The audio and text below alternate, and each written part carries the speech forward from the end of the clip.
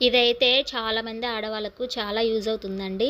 2 పొయ్యిలే ఉన్నప్పుడు ఒక పొయ్యి మీద రైస్, ఒక పొయ్యి మీద కర్రీ పెట్టినప్పుడు ఇంట్లో పిల్లలకు లంచ్ టైంలో అంటే మార్నింగ్ టైంలో టిఫిన్‌లు, అన్నం కూరలు చేయడం చాలా హడావుడి ఉంటుంది కదా! ఇంకొక పొయ్యి ఉంటే బాగుండు, వేరే ఇంకేమన్నా వండొచ్చు అనుకుంటూ ఉంటాము.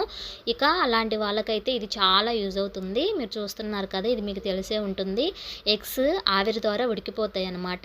ఇక్కడ నేను కింద చూపిస్తున్న ప్లేట్‌లో కొన్ని చిన్న గ్లాసు వాటర్ అయితే పోసాను.